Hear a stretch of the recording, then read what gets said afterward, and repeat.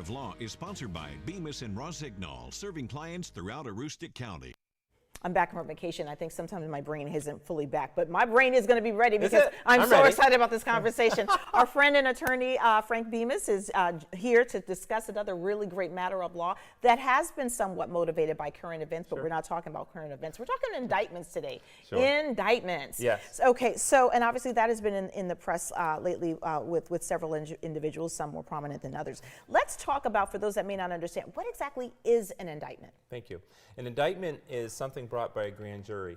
Prosecutors will bring forward evidence to a grand jury. That's 23 citizens within that community, and they'll review the evidence. They also can do investigations within the grand jury, and they vote on whether there's probable cause or not to charge that person with a crime. Okay, so that being said, and since this has been motivated by what's happening with current events, my initial question is, how can an individual or individuals have more than one indictment from more than one community and more than one state? All right, due to jurisdiction.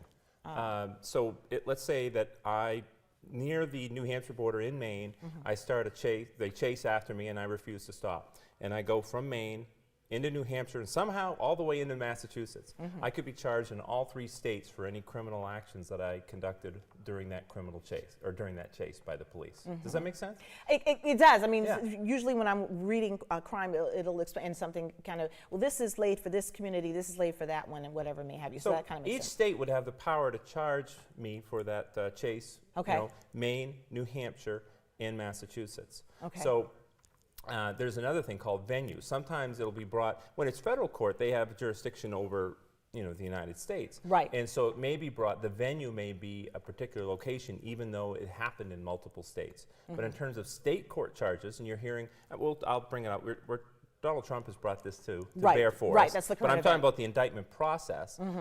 He has state charges that they're discussing. They have not been charged, so we don't know if they'll happen or not happen. Right. But all the other indictments have been, there's been a New York indictment, that's a state charge. Right. And then there have been 2 federal indictments, one in Florida, because most of the alleged facts, and we're out of Mar-a-Lago in Florida, Right.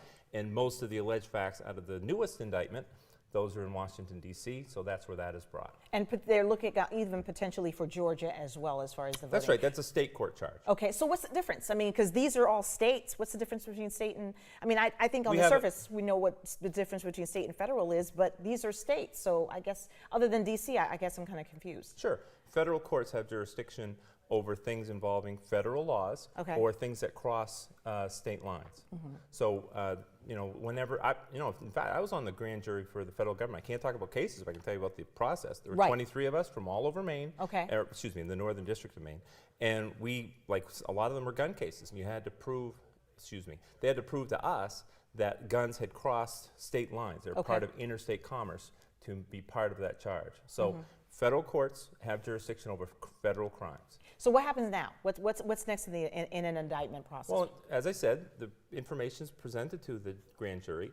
They've reached, as you know, and brought an indictment. So then that brings a formal charge against the person, and they then go to an arraignment. That's already happened as well. Right. An arraignment is where the charges are explained to you, and any terms of bail are set. Conditions of release, they're set. Some of these charges seem kind of redundant. So the next question is there a maximum? Maximum number of charges? Yeah, or, No. or indictments that you can get? No, not at all. Really? Sure. If you commit 90 crimes, it's not like they can only charge you with 80. It's based upon the number of alleged crimes that are involved. So there's no maximum. It's up to the state's ability to charge you, and whether they can convince a grand jury that there's probable cause to support those crimes that they're charging you for. Now, obviously, he's a huge public figure. Of course. I'm going to wrap it up in 1 second. Obviously, he's a huge public figure, but does it differentiate between, I guess, the weight of what the crime is versus maybe a small time crime? Or how does it differentiate? I think it'd be foolish if you thought that there's no effect that this is a former president of the United States and one of the most famous people in the world. Right. They're treating him differently in the sense of security, in the sense of, I think that politicians probably get the benefit of the doubt a little bit in terms of not being charged. That said, he is charged And the same laws apply to him as anyone else. The same burden of proof, they have to prove all the elements of the offense, all the facts and law, beyond a reasonable doubt to a jury. And all 12 of them have to agree that he's guilty beyond a reasonable doubt. Otherwise, he will not be convicted. That will be the court process. That's right. All right. And obviously, with more than one, we are going to have this conversation again to be continued. Okay. Okay. All right. Thank you, Frank, for being here. You're we welcome. love current events matter of law. Those are my passion, very much so. Let's go over to our friend Vanessa now for a look at local weather. Apparently, my mind is still on vacation. We need to get my mind back here. Hey, Vanessa. Hey.